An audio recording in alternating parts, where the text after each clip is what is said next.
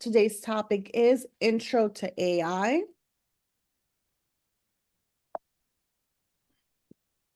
So we're going to go over what is AI in everyday life, how it works, generative AI, limitations, concerns, and the future of AI.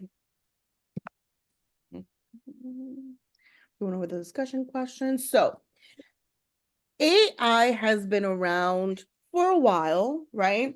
And we have seen it in movies since the 60s, right? It started back in 2000, I'm sorry, in 2001 Space Odyssey in 1968 with HAL 9000, Blade Runner in 1982 with The Replicants, The Terminator in 1984 with The Terminator, The Matrix, 1999 with Agent Smith, right? He was able to multiply himself and be in different places at one time.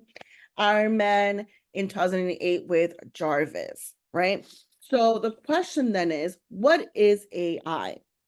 AI is a recognizable step forward in the separation of what humans and computers can do. Dartmouth professor John McCarthy is known as the father of AI for his role in the field. The Dartmouth Summer Project set out to make machines smart. Colleague Arthur Samuels created a program that taught computers to play checkers. It's important to understand that artificial intelligence is fueled by data and machine learning. Okay? It is very important to know that. It's important to understand it is fueled by data and machine learning. So, what is machine learning? You can train computers to use algorithms to perform tasks based on examples rather than programming it by humans. Okay. Deep learning is a type of machine learning that relies on artificial neuron networks, layers of algorithms that are inspired by the neural pathways of the human brain.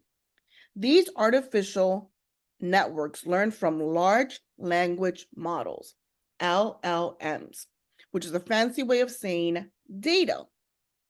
LLMs are vast amounts of digital text, including books, wiki articles, chat logs, and other information across the internet. Okay, so what does this mean? This means that the machines are not just doing this on their own, right? There is actually someone there to teach it what to do. Just like just like I said earlier that that Arthur Samuels created the program that taught computers to play checkers, right? So it is being taught to do something, and also it is finding information from what's already out there, right? Of course, if you search the vast world of the internet, what are you going to find? Articles and books and all of this good information, right? So the only thing is that AI, and I'm going to show you how to use it to your advantage, is then used to find information that's already across the internet. Okay, so let me just mute myself. AI is already out there in everyday life, right? You may be surprised to learn that you may already be using AI. This slide gives a few examples of how AI is making daily tasks easier, right? We have voice assistants like Alexa and Siri, right? Siri is, if you have an iPhone. Alexa is that little Amazon Echo device that you can actually tell it to, to add things to your shopping cart or to play music, and it does it for you. Right? Self-driving cars, Tesla, Volvo, Audi. Those are, these are out there already.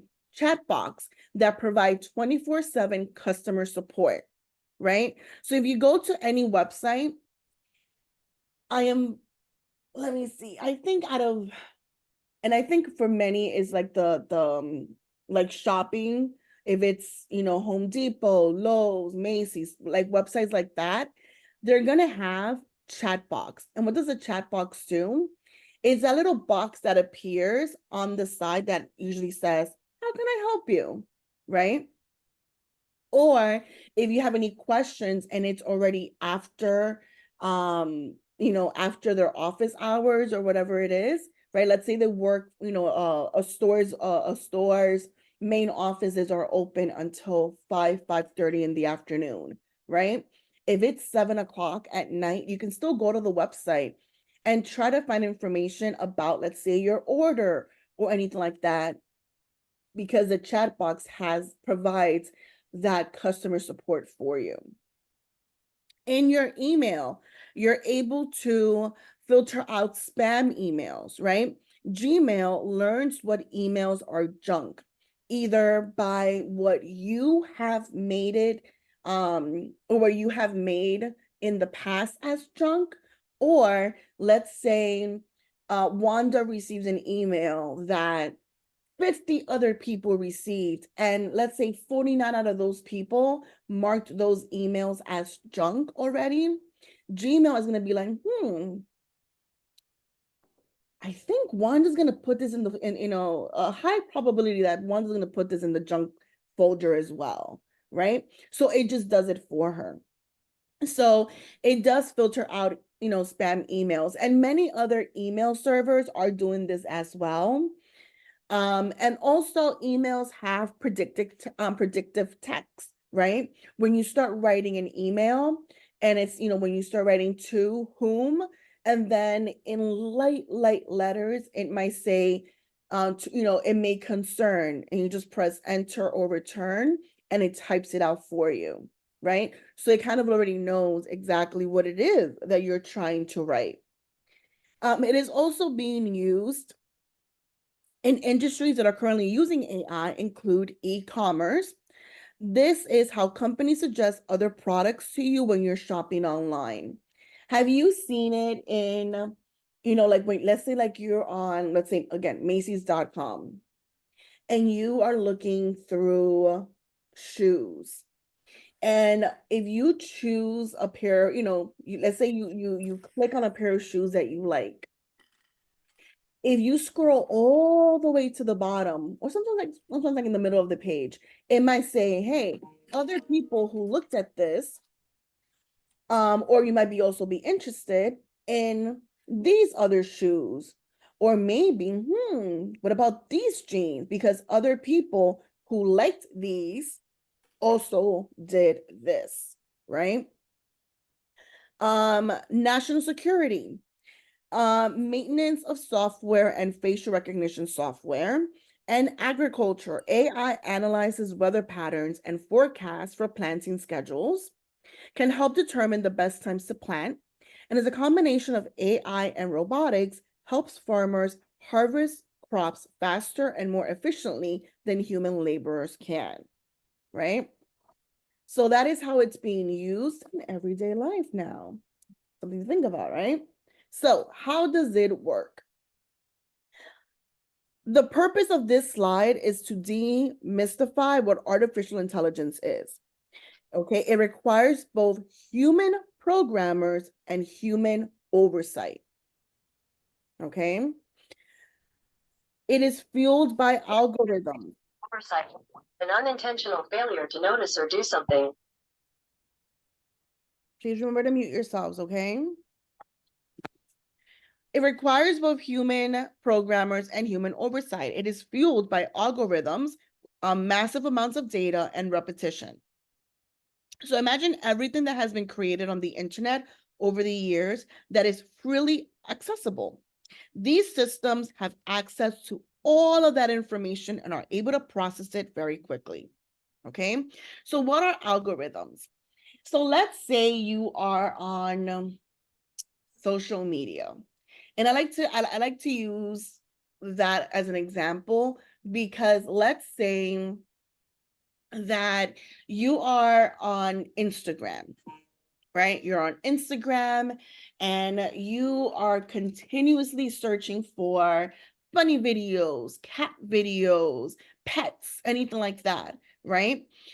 It will take that information And then you'll start noticing that on your timeline, as you know, as you're looking through different videos, that platform is going to be, whether you search for it or not, it's going to continue giving you cat videos and funny videos and pet videos, because that is what you were searching for, right? So that is what an algorithm actually does, right? Or let's say, again, let's go back to the shopping. Right, have you noticed that many times if you do a search for um white socks, right? White socks and shoes.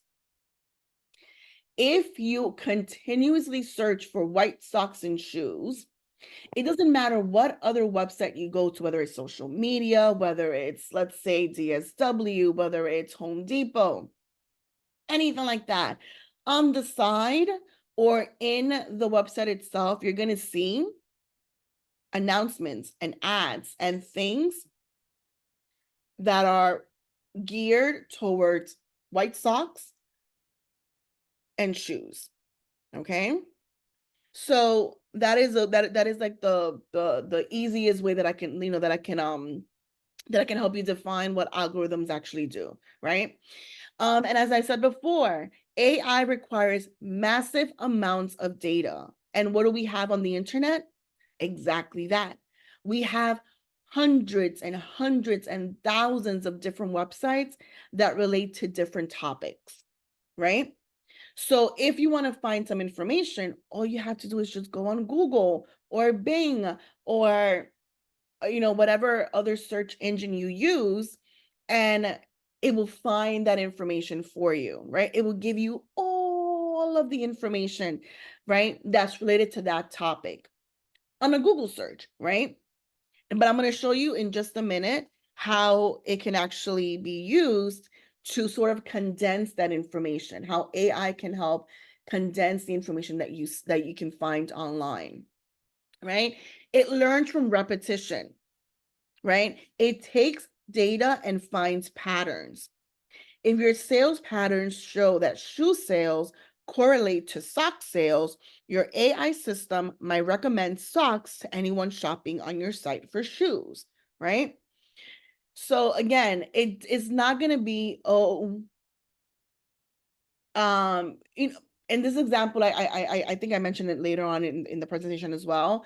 It's almost as if, when you're teaching a baby how to do something, it's constant repetition, right?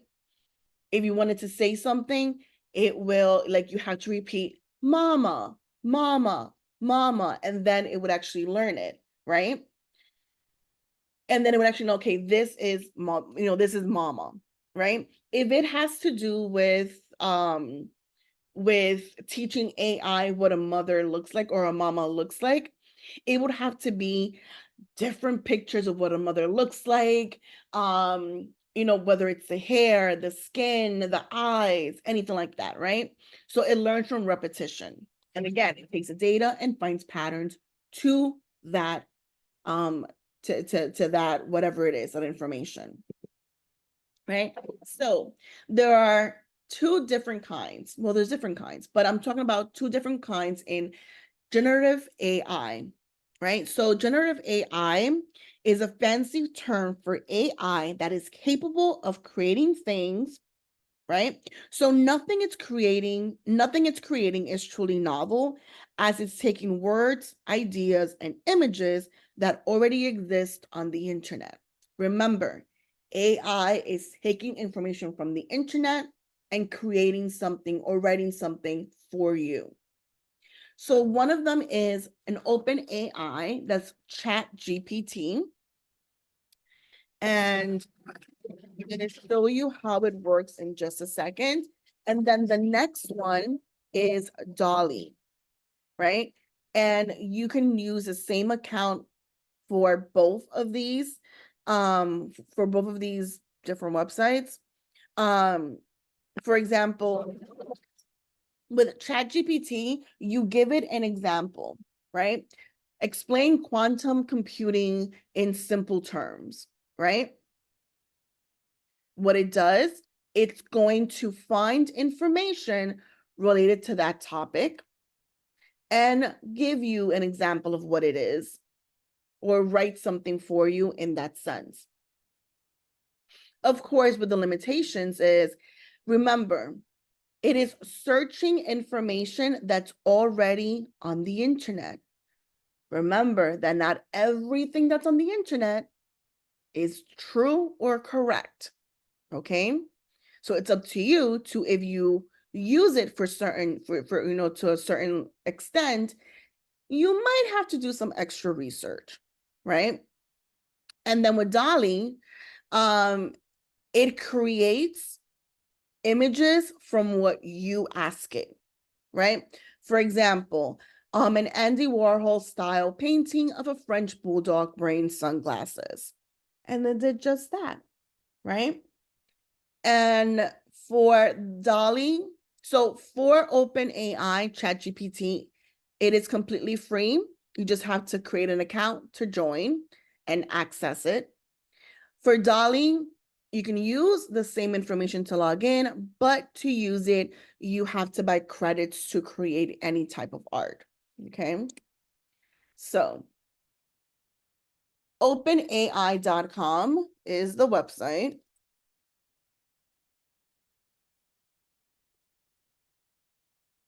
And as it says, we've trained a model chat GPT, which interacts in a conversational way. The dialogue format makes it possible for ChatGPT to answer follow-up questions, admit mistakes, challenge incorrect premises, and reject inappropriate requests, right? So if you just click try ChatGPT, it's going to open up to something like this. I go to ChatGPT. Oh, I was already signed in. All right. So you see some things like this, right? It says, how can I help you today? Let's say I wanted, and again, it could be about anything that you wanna that you want to search for, right? So let's say I want to ask, or I want to ask this, create a poem about aging. And then I press that up arrow and I press send, right? So it did just that. It created a poem for me. In the quiet corridors of time we age, each year a chapter turns upon life's stage. From dawn's bright glow to twilight's gentle fade, we journey on through every hill and glade. That's pretty good, right? It could be anything. So let's say I wanna know more about why is the sky blue?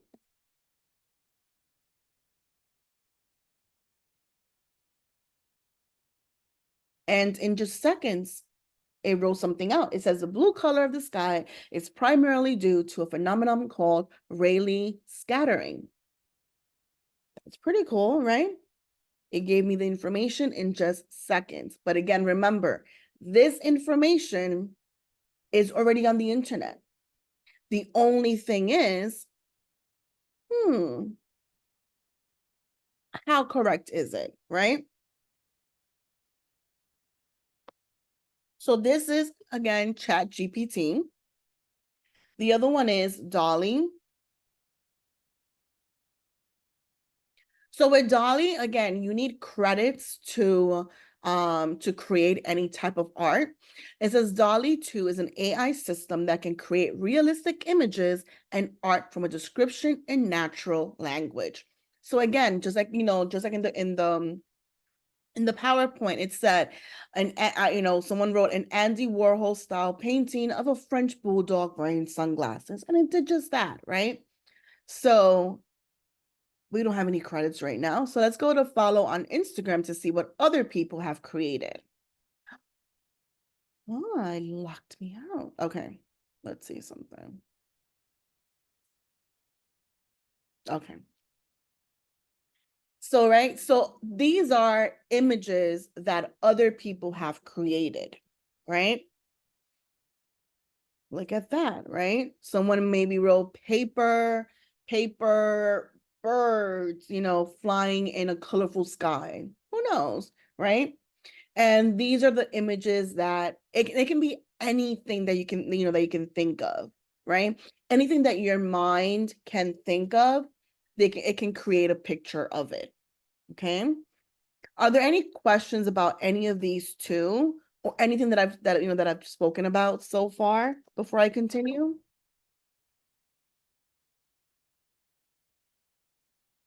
Anything in the chat?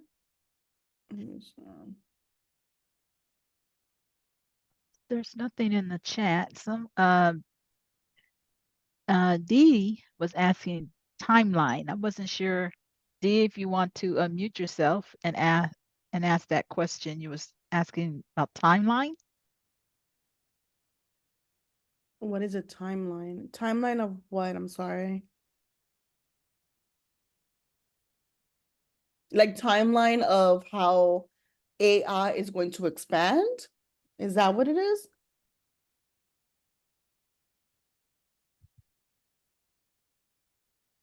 I mentioned the word timeline. Oh, okay. So it might be okay. So this is like another topic, but the timeline on social media is like on your page, like when you first open it up, and it shows you like who like videos of your friends and your family members, whoever it is that you are, that you're friends with on social media. That's all it is. Okay, that's good to know, Bonnie. Runway Academy. I haven't heard of that one, but thank you for that. So, right, so I want to show this commercial, and it is an AI generated beer commercial that contains joyful monstrosities, and it went viral, right? It went viral like some time ago, and it does show how much there is still to go with AI, in these times, it is so bad it's kind of funny, but also kind of creepy, right? So give me 1 second. Let me know if you cannot hear it.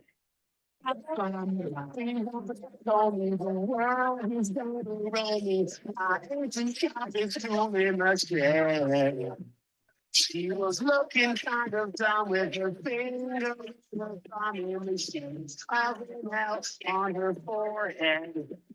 Well, they start coming, and they don't stop coming, and they don't stop coming, and they don't stop coming, and they don't stop coming, and they don't stop coming, and they don't stop coming, and they don't stop coming, and they don't stop coming, and they don't stop. Right? So that looks weird, huh? I'm gonna share that in the Very. I'm gonna share that in the chat, right? So if you noticed in the video, right, the faces were kind of weird, and what were they drinking? Like some of them, it looked like it was a can. Others, it was like, like they had like their faces were really long. It looked really strange, right? So of course, as it says here, right? Why is it so weird? Currently, AI video generators are still primitive. As their creators train the models, they're working from a much smaller set of source material than is still image AI synthesis models, right? So that just means that there's more work to be done when it comes to using AI images in videos, because it doesn't translate as it does, on to a single image on paper, right?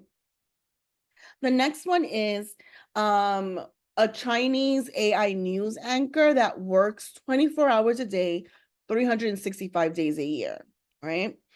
So this is in China.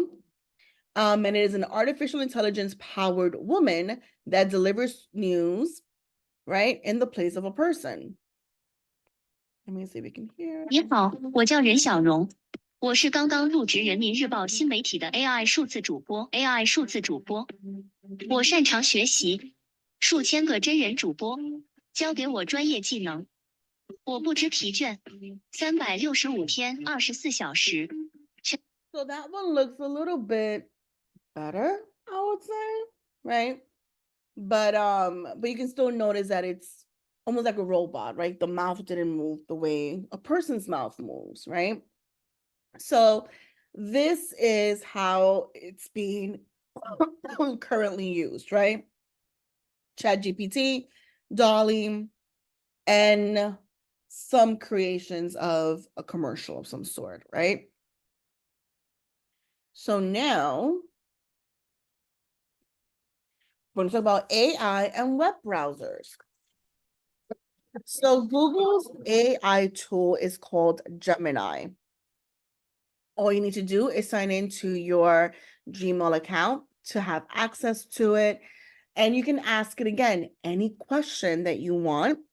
And it will answer it for you, right? The example here is give me an itinerary for 5 days in New York City.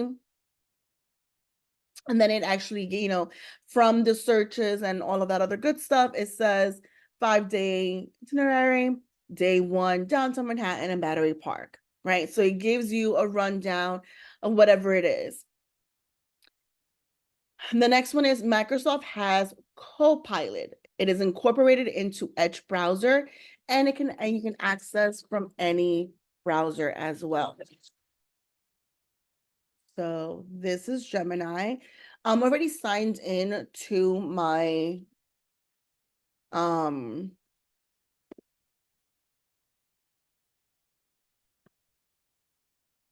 I'm already signed into my Gmail account, which is why it actually says my name, right?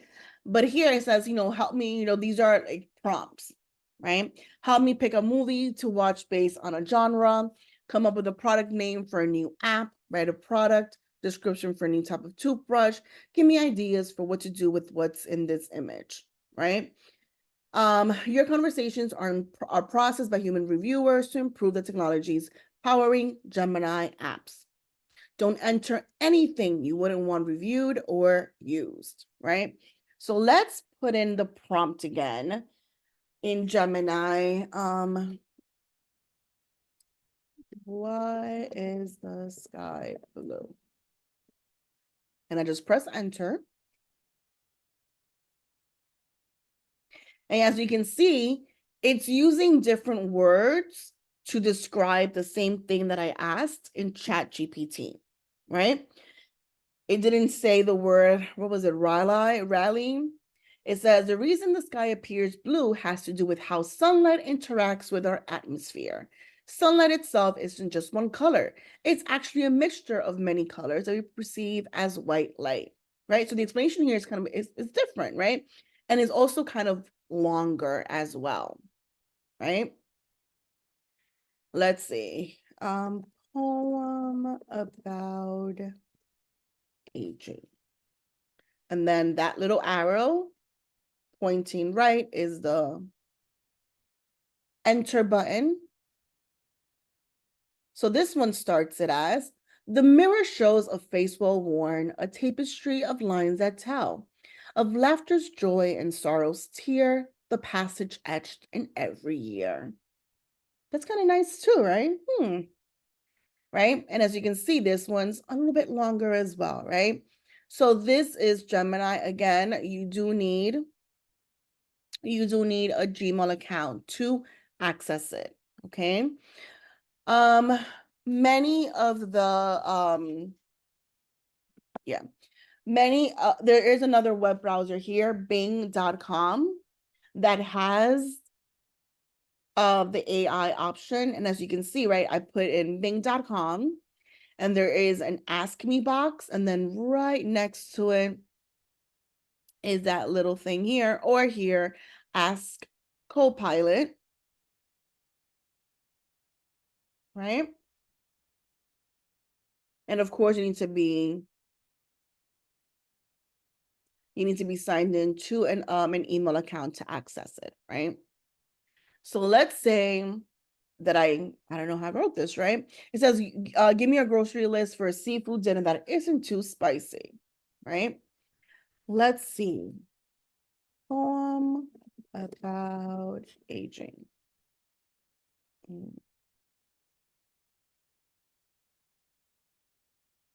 In the quiet hours of twilight's embrace, where shadows lengthen, and memories trace, I find solace in the lines etched upon my skin, each wrinkle a story, a chapter within. I like these poems, you see? So, the difference in between the other sites that were used and this one is that I can actually say whether it was a good response or not, right? Beautiful. Can you write a poem about seasons? Thank you for the lovely poem. How do we embrace aging gracefully? I'd love to hear more poems, right? I could just do that, right? If I have more questions about this, right? So this is Bing.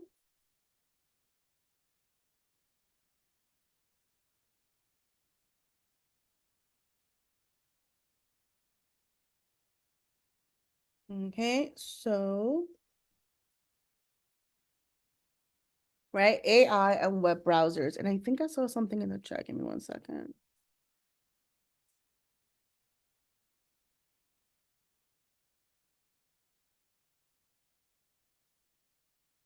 Yes, so Maria did write in the chat. I think it's important to remember that all companies incorporating an AI into their search engines will own any data you provide. This has implications for personal privacy. And we're going to go over the personal privacies in just a second, in just a minute as well. But that's a really good point, right? We do not want to put any personal information in these type of AI sites because you never know what it's being used for afterwards, right? It's still fairly new. Thank you for thank you for pointing that out. So, limitations. AI cannot understand the nuances of language, right? It does not have common sense reasoning. Learn new skills from just 1 to 2 examples, right? Remember how I mentioned before if you're teaching a baby the word mama, it's going to recognize that whoever is using that language with him or her is using it as okay, this is my mama speaking to me, right? This is how my mama looks like, right? If let's say you're teaching, and I'm gonna change the example to horses, right? If you're teaching a child to identify a horse, they'll understand within 1 or 2 tries, right? Whether it's the size, the mane, the color, anything like that. Immediately, the face, it's gonna know, okay, if it has that face, if it has that tail, then it is a horse, right? If you're trying to teach AI to identify a horse, it takes millions of images and tons of computation, and it will still get things wrong, right? You will have to show it images of how different the horses can be, tall, small, babies, different colors, the different, how their mane looks, how, different, where they're located, anything like that, right? Not just 1 to 2 examples, right? It has to be more. And of course, it's still gonna get 1 or 2 things wrong because of course it might just be like, but when you were teaching me this, you did not tell me that the horse can also be, a person can also ride the horse, right? So if you're so it's things like that, right? And it cannot go beyond the data available to it. Remember what I said. It is using the information that is on the internet already at its fingertips, let's say, right? It cannot use it, or it cannot know more than what's already out there because it hasn't been taught it yet. Okay. And it cannot create a unique thought. It goes back to that cannot, that it cannot go back. It cannot go beyond what you tell it. It cannot also create its own thoughts because it does not have that capability, right? Sustainability. It requires a massive amount of energy to fuel AI. According to the MIT Technology Review, training just one AI model can emit more than 626,000 pounds of carbon dioxide equivalent, which is nearly 5 times the lifetime emissions of an average American car. Right? It takes a lot. Ethics. These systems will do whatever people tell them to. They cannot refuse because something is unethical. Ethics don't come into play at all, right? We know what's right and wrong, but how and why? Because we're taught what was right and wrong. Copyright. If AI systems gobble up a copyrighted a protected work and spit it out, that's an issue. Who owns what the AI systems create? Can that be copyrighted? There is a lot of issues to sort out still. So that is why there are some concerns, right? And this image was created by AI, okay? So some concerns. Many experts, including OpenAI CEO Sam Altman, believe that AI requires regulation similar to nuclear energy, right? Because it is out there and anyone can use it. Disinformation. Jeffrey Hinton, the so-called godfather of AI, recently quit Google over concerns about AI. One of his chief concerns is about disinformation. In a few years, he worries that the average internet user won't be able to tell the difference between what's real and what is AI-created disinformation. As technology like ChatGPT gets more sophisticated, it will become increasingly difficult to determine what is phishing and what are legitimate emails. Very, very important, right? The telltale signs of bad grammar and misspelled words will no longer be red flags, as AI does not make those kinds of human mistakes, right? AI has the potential to radically reshape how people understand truth. AI provides a level of factual knowledge that wasn't previously available, right? So it does not know what is right, what is wrong, so it cannot distinguish that. It does not know if it made a mistake because it's just providing you with information, right? AI replicates human biases as well. AI and mistakes. AI systems pull data information on the internet, and it cannot distinguish what is right or wrong, correct or incorrect. Remember, AI is sort of summarizing, right? How, remember how I use the example of why is the sky blue? If you do a Google search, it is going to show you hundreds and hundreds and hundreds of different websites that have that exact same information. So what ChatGPT and the other AI sites did was that it just summarizes what information it found so that I can actually just read it instead of having to go to every single website and find the information on my own, right?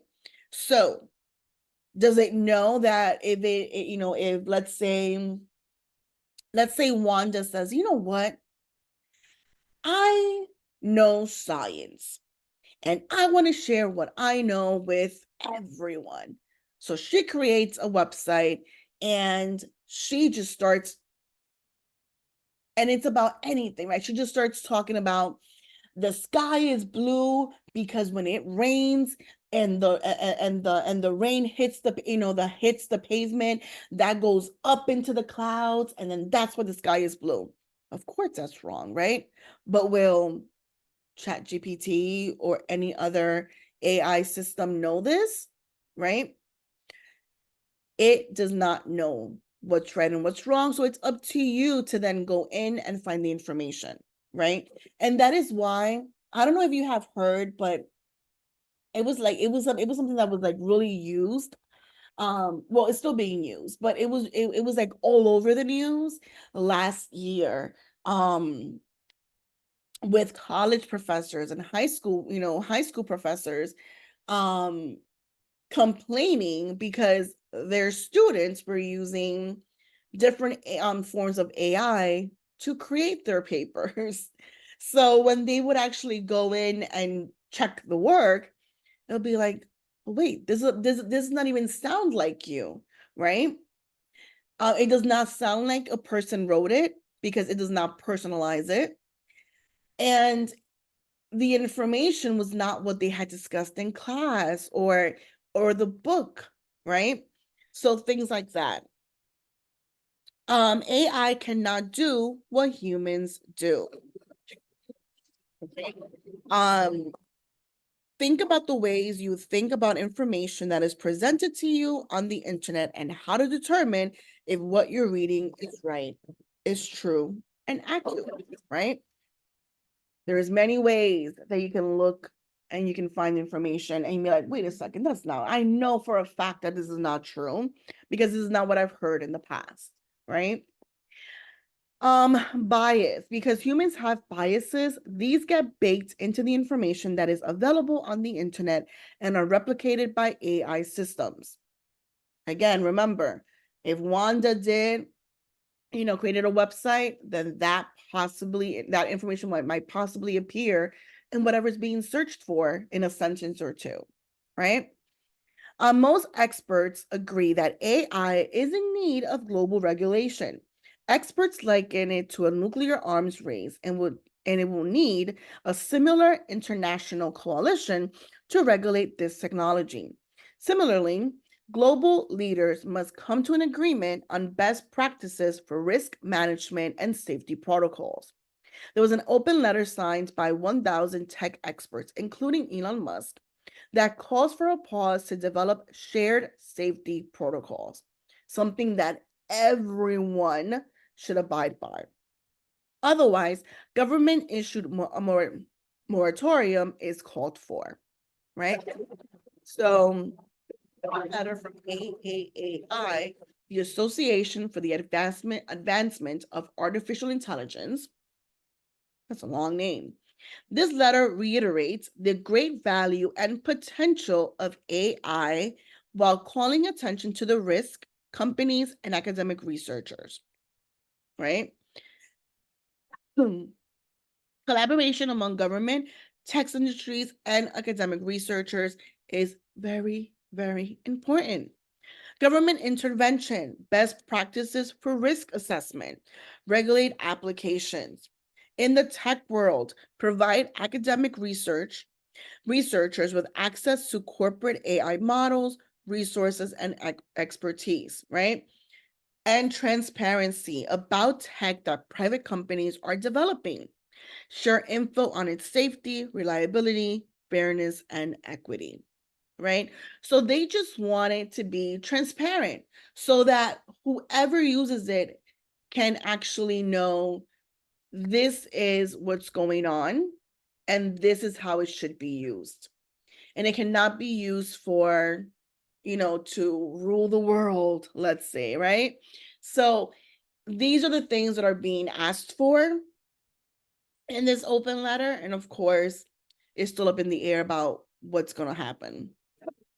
So the future of AI, present and near term. Automation in warehouses, in deliveries. I know that you have seen, I think in some states, not here in New York, of course, but in some states, I know that they have like a robot slash car that delivers your Domino's pizza to you, right? Or in warehouses where they have the machines build, putting together the car parts and only one human actually, like, like actually pressing the button, right? So much of factory work and warehouses has already been automated. Think about images of Amazon warehouses or car factories where humans operate machinery or work alongside machines. In generative, right, you can create a presentation, increase productivity. Platforms like ChatGPT can help people do their work more efficiently by providing a first draft of a letter, presentation, or a resume, right? I know a lot of people who have used, again, AI or ChatGPT of, just any of that to actually write their papers for them. And then they get caught because everything is written by information on the internet. There's no personalization, right? I have used it to write certain emails. And of course, I then have to go in, just to get an idea. If I'm stuck of how to write something, I do go in, write an email about blah, blah. And then it gives me a draft of a possible letter. I take it and I edit it so that it sounds more like me and more of what I want to say, right? So in the near future, Amazon and Uber Eats deliveries may be fully automated. So who knows? In the future state, in the medium term, it will replace jobs that are mundane or repetitive in nature. It will create more competitively paid roles that only humans have the logic and adaptability to perform. And precision medicine, more personalized, less one size fits all approach, right? So there is a lot that's out there and a lot that has to be worked on. But of course, it also has to do with just working together to make sure that it works the way it should be working and not, work against us in a way, right? So, were you surprised about how AI is used in our everyday lives? What do you think you will use AI for in the future? And do you think this presentation was created by AI? So we can take the first two questions, the first two questions. Were you surprised about how AI is used in our everyday lives? And what do you think you will use AI for in the future? So D wrote more people out of jobs. Yeah, who knows, right? She wait, hold on. Zero, think of AI and internet as public access and what you give it and it can use it. That's good, right? Remember, we do not want to put any personal information in this database because of course we don't know what that information is being done with, right? One way I like to use AI, you gave all the demonstrations of Copilot, Gemini, and ChatGPT. Mhm. And I like to have all three of them open and then paste the same question Yeah. in each one to see the different results because it makes it interesting Yeah. to see the difference. Sometimes it's the same Mhm. and sometimes it's different. A lot of times it's different. So I like to play around with it like that. Yeah, that's a really good point. I sometimes do that too, like just to see, or I I might use one specific one, but then like if I'm asking it a question, I might just change my question or I might change a word or Hmm. just one word just to see how that would completely change, the whole essay or sentences that that is providing that is hitting me back with. So Hmm. definitely. Tracy wrote in the chat, how do people create AI to provide answers based on a specific tool full of knowledge? i.e. a company can automate question answering based on their company knowledge. So remember, this goes back to AI is not, you have to teach it what you wanted to learn, right? So remember how I said that one of the pioneers, taught the computer how to play checkers. You have to teach it what you want it to do. So, if you wanted to learn about your business, where to find certain information, you will then have to give it access to that information, right? You have to program it and give it access to that information. Before we go, thank you, Wanda. So You're welcome. Wanda did put in a survey that we hope you can complete. We do have more AI lectures coming up, and I'm going to show you how to get to those in just a second. But we also have a hotline, okay? And we have a newsletter. But I want to show you this on our website because I find that it's really cool, right? So this is seniorplanet.org. You can go to all online classes and then search for artificial intelligence, and you can actually see what classes we have coming up that have to do with the topic of AI, right? Today was the intro to AI. Then we have AI image generators, and is that AI? Right? So that is upcoming AI classes. And on our website, if you go to resources and then you go to quizzes and games, let's see if it loads. Oh, here you go. Right? So here we have a few quizzes. So let's say you took this class and you're like, I wonder how much I know, right? You click on artificial intelligence, the AI quiz. Can you spy AI? Right? We sort of like spotted it in the video, right? In the video that I showed because of the hands and the faces and and just the images itself.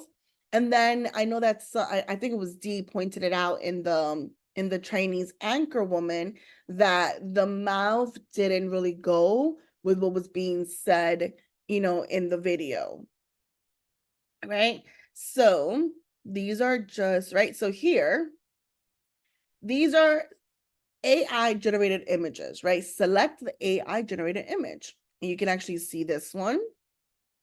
I'm gonna make it bigger. I can't, right? You can look at this one or look at this one, right? Which ones do you guys think is AI generated by looking at it? Which one is it? One or two? One or two? Yes. Right. So you guys chose two. Very good. Right. Because as you can see, and I think it was Tracy that pointed it out, the head does not align with the body. Right. The head is up here, but yet, that it was like, well, that's a really long neck. Right. And then the leg here is having some type of issue as well. Right. So here it says correct. Right. So images like this, it's a way to actually tell when something is AI generated because they haven't really gotten to the point where, oh, people have 10 fingers only or 5 fingers in one hand and their necks are not long, right? So it's things like this. Another thing that I like from our website, and I do want to share before we go, is under resources again, we have tech terms glossary. And here, let's say that you've heard different terms today that, that I mentioned, right? And you're like, I want to know more information about this, right? So again, you can just click on the letter or you could just scroll, right? Remember how I said algorithm, right? So remember I explained it as the more you look for, for that specific thing, the more of that same thing is going to be popping up for you. So it says a set of instructions that tells the computer or program how to perform a task or solve a problem. It's a different way, right? Alexa, a voice-controlled virtual assistant, also known as a voice assistant, developed by Amazon. And I had to mute mine so it doesn't actually like turn on every single time I mention her name, right? So this is on our website, and you can, all of our classes are free.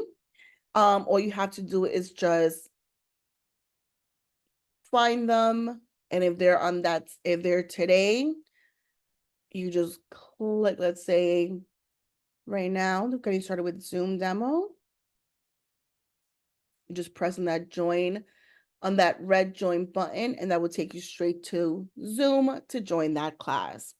You can always sign up for our newsletters as well on here for our virtual classes, and you can join us hopefully in our next classes. Okay.